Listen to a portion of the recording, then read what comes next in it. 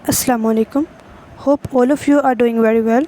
हमारा आज का जो टॉपिक ऑफ डिस्कशन है वो है comparison of oxygen and sulphur. ठीक है, तो ये सेकेंड ईयर केमिस्ट्री चैप्टर 4 का टॉपिक है। तो चलिए हम अपना आज का टॉपिक जो है वो स्टार्ट करते हैं।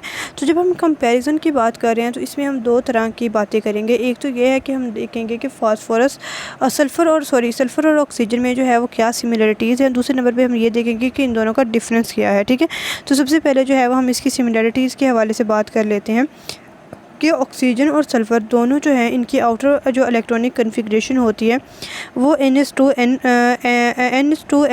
P4 जो है वो होती है। ठीक है, तो ये जो है इन दोनों की सिमिलरिटी होती है कि इनके इलेक्ट्रॉनिक कन्फिग्रेशन जो है वो सेम होती है, बिकॉज़ ये दोनों जो है वो सेम ग्रुप से बिलोंग करते हैं। दूसरे नंबर पे ऑक्सीजन और सल्फ़र जो है वो दोनों डाइवेलेंट होते हैं। लाइक ऑक्सीजन जो है वो O2 की फॉर्म में एग्जिस्ट करता है, तो सल्फ़र भी O2 की फॉर्म में एग्जिस्ट करता है। सल्फ़र और ऑक्सीजन दोनों जो हैं ये एलोट्रॉपिक फॉर्म्स के अंदर जो है वो एग्जिस्ट करते हैं। ठीक है, और इसके अलावा जो है ये पॉलीएटॉमिक मॉलिक्यूल्स होते हैं। ऑक्सीजन जो है इसके डाइएटॉमिक मॉलिक्यूल O2 भी होता है, और सल्फ़र जो है वो S2 और S8 दोनों मॉलिक्यूल्स के अंदर जो है वो एग्जिस्ट करता है। तो इस वजह से ये पॉलीएटॉमिक मॉलिक्यूल्स जो हैं वो बनाते हैं। इसके अलावा अगर आप इनको किसी मैटर के साथ कंबाइन करते हैं तो ये जो है वो हमेशा O2 और -2 और S-2 जो है वो बनाता है। तो ठीक है, तो इन दोनों कंडीशंस में इसकी जो ऑक्सीडेशन स्टेट होती है वो -2 होती है। ठीक है, और जब आप इसको किसी नॉन मेटल के साथ जो है वो कंबाइन करते हैं तो फिर वहाँ पे ये कोवेलेंट बॉन्ड्स बनाते हैं, लाइक वाटर और हाइड्रोजन सल्फाइड, कार्बन डाइऑक्साइड और कार्बन सल्फाइड वगैरह CH2। ठीक है, तो वहाँ इन सारे केसेस में ये कोवेलेंट बॉन्ड बनाते हैं बिकॉज ये नॉन मेटल्स के साथ रिएक्ट कर रहा है। ठीक है, तो दोनों जो हैं ये नॉन मेटल्स हैं, और इसके अलावा दोनों जो हैं वो फ्री और कंबाइंड स्टेट दोनों के अंदर जो है ये पाए जाते हैं इन नेचर। तो ये इनकी जो है वो सिमिलरिटीज़ थी। अब जो है वो हम इनकी डिससिमिलरिटीज़ के हवाले से बात कर लेते हैं कि ऑक्सीजन और सल्फ़र के में जो है वो कंट्रास्ट कहाँ कहाँ पे पाया जाता है। ऑक्सीजन जो होता है इसकी दो एलोट्रॉपिक फॉर्म्स होती हैं जो कि O2 और O3 होती हैं, लेकिन जो सल्फ़र है उनकी तीन एलोट्रॉपिक फॉर्म्स होती हैं।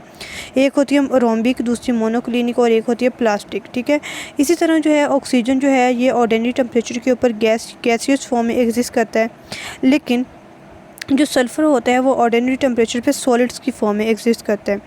इसी तरह ऑक्सीजन जो है वो स्पेरिंगली सोल्यूबल होता है वाटर के अंदर, लेकिन जो सल्फ़र होता है वो वाटर के अंदर जो है वो सोल्यूबल नहीं होता। नेक्स्ट ये है कि ऑक्सीजन जो है ये पैरामैग्नेटिक इन नेचर होता है। ठीक है, मतलब ये इसकी जो है वो अट्रैक्शन होती है टुवर्ड मैग्नेटिक फील्ड। ठीक है, तो मतलब ये अपना मैग्नेटिक फील्ड है उसको प्रोड्यूस भी कर सकता है, और इसके अलावा जो है सल्फ़र जो होता है वो डायमैग्नेटिक इन नेचर होता है। ऑक्सीजन जो है ये वाटर के साथ रिएक्ट नहीं करता, लेकिन सल्फ़र जो है जब स्टीम को जो है वो पास करवाया जाता है बॉइलिंग सल्फ़र के अंदर से, ठीक है, तो उससे जो है वो हाइड्रोजन सल्फाइड और सल्फ़र डाइऑक्साइड जो है वहाँ से बनते हैं। इसी तरह ऑक्सीजन जो है ये एसिड्स के साथ रिएक्ट नहीं करता, लेकिन सल्फ़र जो है ये रीडली ऑक्सीडाइज हो जाता है कंसनट्रेटेड एसिड सल्फ्यूरिक एसिड और नाइट्रिक एसिड से। ऑक्सीजन जो है ये कंबस्टन में हेल्प करता है, लेकिन सल्फ़र जो है वो इट्स सेल्फ कंबस्टिबल होता है, मतलब वो ख़ुद जो है वह उसको आग लग सकती है। ऑक्सीजन जो है ये अल्कलीज़ के साथ रिएक्ट नहीं करता, सल्फ़र जो है वो अल्कलीज़ सोल्यूशन के साथ रिएक्ट करता है, और इससे हमारे पास सल्फ़ाइड्स और थायोसल्फेट्स वगैरह बनते हैं।